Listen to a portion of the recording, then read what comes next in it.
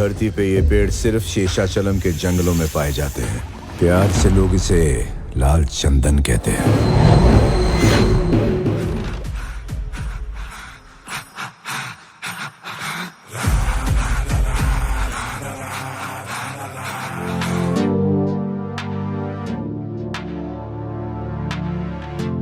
दो 2021 की सबसे हिट फिल्म पुष्पा आपने जरूर देखी होगी या फिर नहीं भी देखी होगी।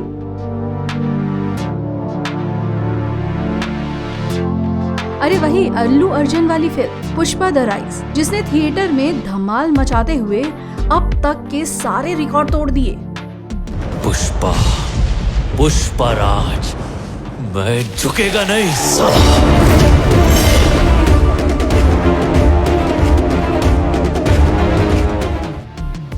सोशल मीडिया प्लेटफॉर्म पर भी फिल्म पुष्पा को लेकर खूब बातें हो रही हैं। खैर हम तो यहाँ फिल्म पर बातें नहीं करने वाले, हम बात करेंगे उस बेशकीमती लकड़ी लाल चंदन की, जिसमें एक मजदूर के करोड़पति बनने की कहानी दिखाई गई है। चलिए फिल्म की कहानी से निकलते हैं और बात करते हैं इस लाल चंदन के बारे में। लाल चंदन को रक्त चंदन भी कहा जाता है और इसे लाल सोना भी कहा जाए तो गलत नहीं होगा। इसकी एक गठरी भी आपके पास हो तो आप मालामाल बन सकते हैं। सबसे पहले आपको बताते हैं कि आखिर ये लाल चंदन का लकड़ी पाया कहाँ जाता है। तो दोस्तों, लाल चंदन के पेड़ दक्षिण भारत के राज्य आंध्र प्रदेश की शेषाचलम पहाड़ियों में पाए जाते हैं। ये पहाड़ियां तमिलनाडु की सीमा से लगे हुए आंध्र प्रदेश के चारों जिलों नेल्लौर, कुर्नूल, चित्तूर, कडप्पा में पड़ती है। रक्त चंदन के पेड़ दुनिया भर के लिए दुर्लभ हैं। यह बेशकीमती लकड़ी होती है। मीडिया रिपोर्ट के मुताबिक 1 किलो लाल चंदन की कीमत 90,000 से लेकर 1.5 लाख रुपए तक की बताई जाती है। यानी 1 क्विंटल की कीमत 9 करोड़ से लेकर 15 करोड़ रुपए हो सकती है। अब बात करते हैं कि लाल चंदन की लकड़ी होती कैसी है। लाल चंदन की लकड़ी पानी में डूब सकती है, जी हाँ, और यह इसका अनोखापन है, एक तरह से पहचान भी। लाल चंदन के पेड़ औसतन 8 से लेकर 11 मीटर तक ऊंचे होते हैं। लाल चंदन की लकड़ी में कोई सुगंध नहीं होती है।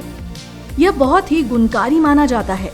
आयुर्वेद में इसके कई उपाय बताए गए हैं। औषधि गुणों वाले लाल चंदन का प्रयोग सुंदरता को निखारने में भी किया जाता है। इसके फर्नीचर बनाए जाते हैं जो काफी महंगी होती है। इन उपयोगों के अलावा सजावट और अन्य इस्तेमाल के कारण यह काफी हाई डिमांड में होती है। इस बेशकीमती लकड़ी की तस्करी ना हो, इसके लिए इसकी कड़ी सुरक्षा व्यवस्था रहती है। सड़क, जल और आकाश तीनों रास्ते से रक्त चंदन की लकड़ियों की तस्करी के मामले सामने आते रहे हैं। पकड़े जाने से बचने के लिए कई बार तस्कर इसका पाउडर बनाकर ले जाते हैं।